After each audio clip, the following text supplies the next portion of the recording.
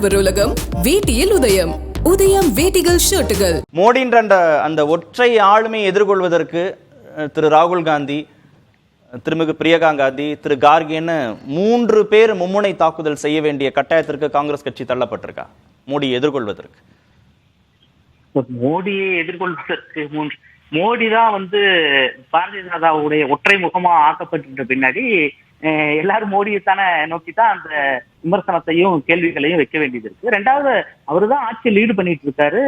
இன்னைக்கு கட்சி முழுக்க அவருடைய கட்டுப்பாட்டா தான் இருக்கு. அதனால அவரை நோக்கித்தான் அந்த இதை வைக்கிறோம். ரெண்டாவது, தேர்தல் களங்கள்ல 3 முனையில பல காங்கிரஸ் கட்சியுடைய தலைவர்கள் பல நிலைகளிலும் பிஜேபி அரசனுடைய தோல்விகளை, அதனுடைய மக்கள் விரோத கொள்கைகளை தோலுரிச்சுக்கிட்டு வர்றாங்க.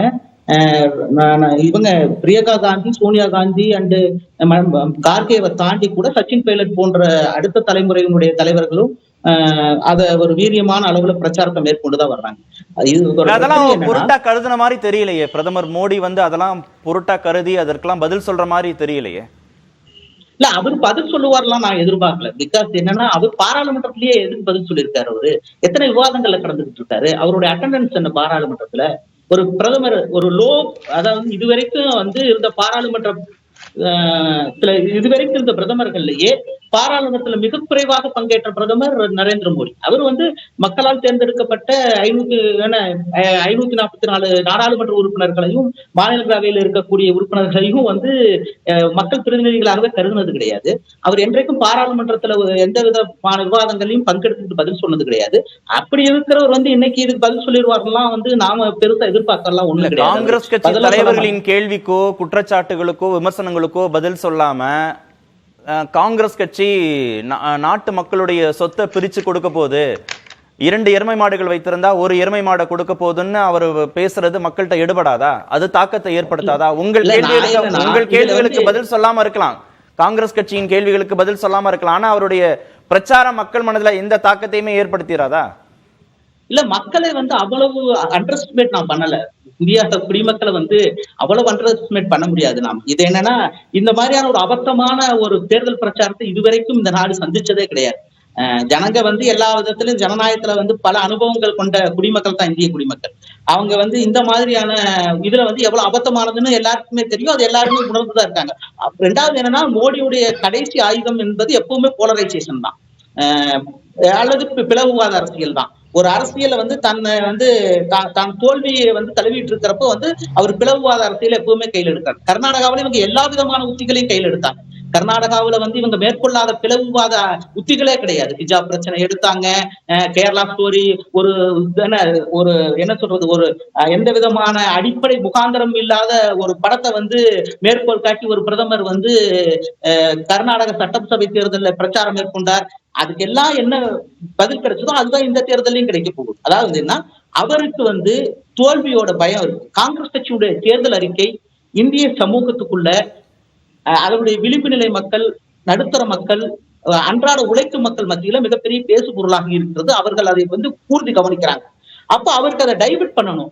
அப்ப என்னன்னா, காங்கிரஸ் எது சொல்லலையோ இதையெல்லாம் காங்கிரஸ் சொல்லாத விஷயங்களை எல்லாம் கற்பனையில அவருக்கு என்னென்ன கற்பனையில தோணுதோ அதையெல்லாம் சொல்லி அவர் அதை சீர்திருப்ப முயற்சி பண்றார்.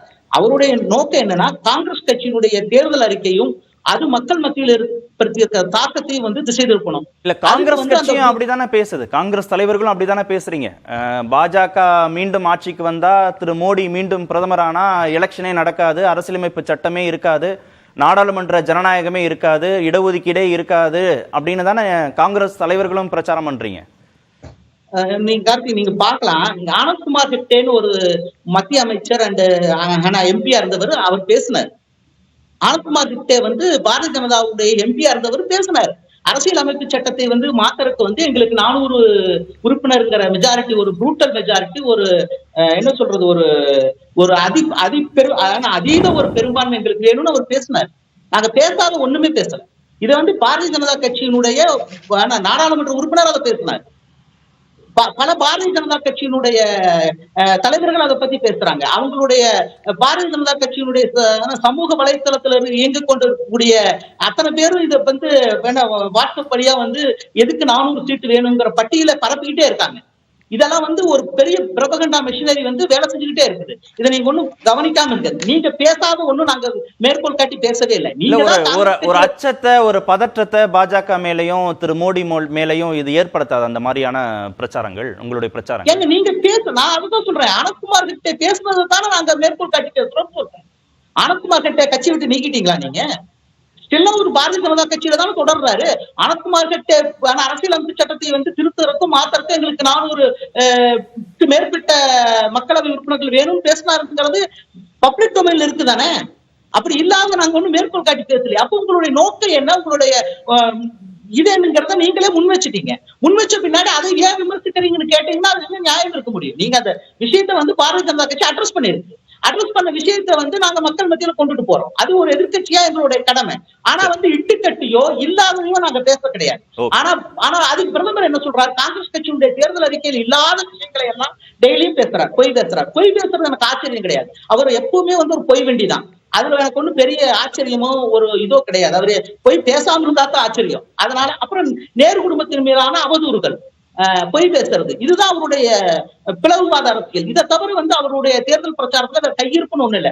10 வருஷம் ரூல் பண்ண ஒரு அரசுடைய தலைவர் 10 ஆண்டு காலத்துல நாங்க இவ்வளவு விஷயங்களை செஞ்சிருக்கிறோம், இதெல்லாம் வந்து மக்கள் மத்தியில மாற்றத்தை ஏற்படுத்துது. பிரதமர் பேச மாட்டேங்கிறார். கடந்த சபாவில் சொல்றாரு, ஆனா அதையே பிரதமர் பேச மாட்டேங்கிறார். பிரதமர் பேசுறது முழுக்க முழுக்க விஷமத்தனமான, மக்களை வந்து சமூகத்தையும் பிளக்கக்கூடிய கருத்துக்களை தான் தொடர்ந்து பேசிட்டு இருக்காரு. அப்போ நாங்க என்னன்னா அதை பாயிண்ட் அவுட் பண்ணி நாங்க பதில் சொல்ல வேண்டியது இருக்குது. ஏன் பதில் சொல்ல வேண்டியது இருக்குதுன்னா, குறைந்தபட்சம் ஒரு பொறுப்புணர்ச்சி காரணமாக அதை பதில் சொல்ல வேண்டியது இருக்குது. ஆனால் எங்களுடைய பிரதானமான நோக்கம் காங்கிரஸ் கட்சியுடைய தேர்தல் அறிக்கையை மக்கள் மத்தியில கொண்டுட்டு போறோம். அதைத்தான் தொடர்ந்து செய்ய போறோம். பேசுவோம். ஆடவர் உலகம் வேட்டியில் உதயம். உதயம் வேட்டிகள் ஷர்ட்டுகள்.